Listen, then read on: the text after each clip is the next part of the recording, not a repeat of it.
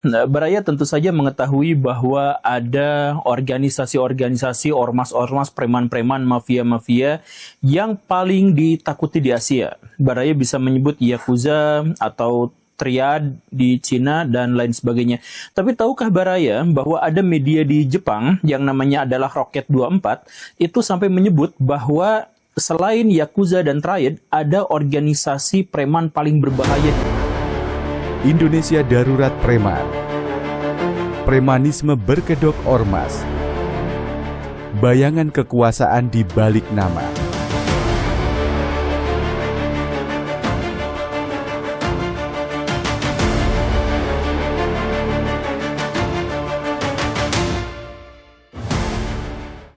Di sebuah pulau yang dikenal sebagai surga wisata, bayangan kekuasaan tak kasat mata mengendalikan kehidupan masyarakat. Organisasi yang awalnya dibentuk untuk menjaga ketertiban dan kebudayaan lokal justru berubah menjadi kekuatan yang mengancam. Salah satu organisasi tersebut adalah Laskar Bali.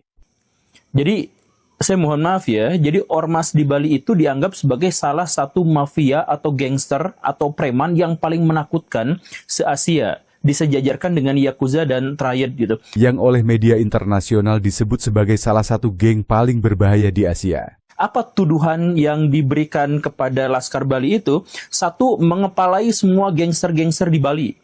Itu klaimnya. Yang kedua, itu mereka melakukan pungli dan pemalakan ekstrim terhadap perusahaan-perusahaan. Ya, semua hal yang berhubungan dengan kegiatan ekonomi di Bali, itu semuanya dipalakin sama mereka. Itu tuduhan yang kedua. Kemudian yang ketiga itu adalah banyak melakukan tindakan-tindakan kriminal.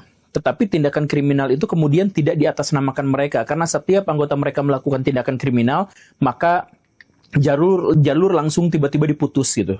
Dan bahkan ada sebuah buku namanya Snowing in Bali itu sampai menyebut bahwa Laskar Bali itu terlibat dalam kasus-kasus kriminal yang lebih besar lagi. Misalkan peredaran narkoba, senjata ilegal, senjata api, dan mungkin juga masalah-masalah pembunuhan. Di tengah hingar-bingar pariwisata, tersebar rumor bahwa Laskar Bali bukan hanya sekadar kelompok sosial, melainkan sebuah organisasi dengan kendali besar atas berbagai aktivitas ilegal di Bali. Pemerasan, pemalakan, hingga dugaan keterlibatan dalam perdagangan narkoba dan senjata menjadi tuduhan yang menghantui nama mereka. Namun, seperti biasa, pihak mereka membantah segala tudingan yang dilontarkan. Apakah tuduhan itu benar?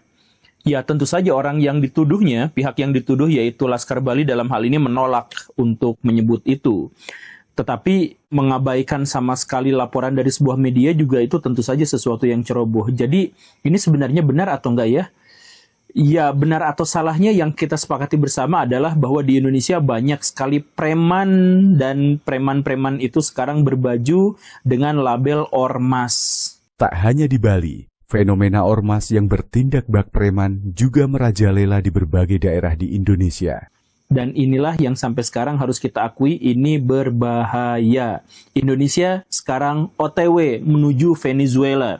Indonesia sekarang OTW menuju Meksiko atau Panama.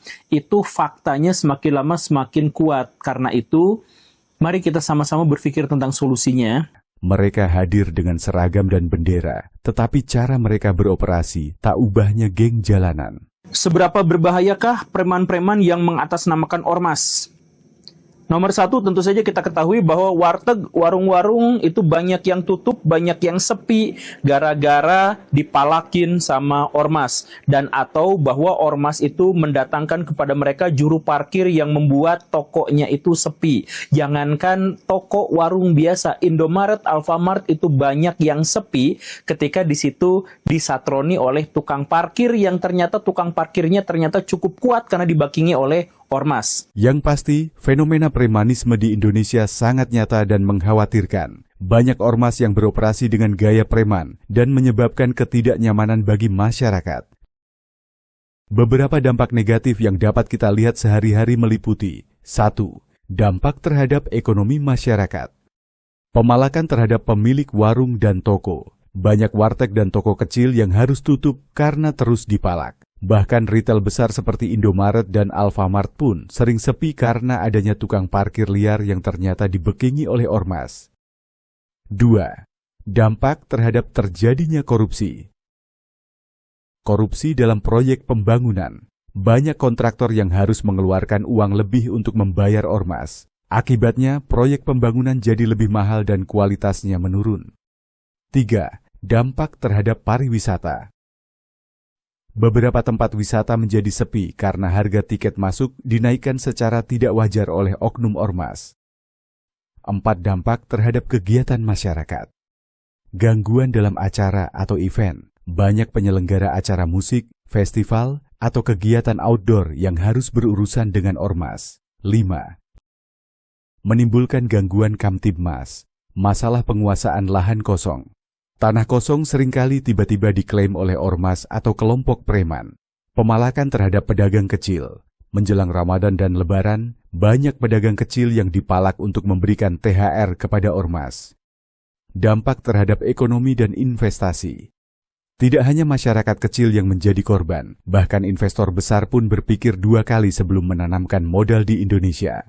Laporan menyebutkan bahwa ratusan triliun rupiah investasi asing batal masuk ke Indonesia karena ulah ormas yang meminta jatah dan menghambat perizinan. Contohnya, saat Donald Trump pertama kali berkuasa di AS dan banyak perusahaan memindahkan operasinya dari Cina, mereka lebih memilih negara seperti Vietnam, Thailand, dan bahkan Timor Leste daripada Indonesia. Salah satu alasannya adalah karena banyaknya pungutan liar yang dilakukan oleh ormas.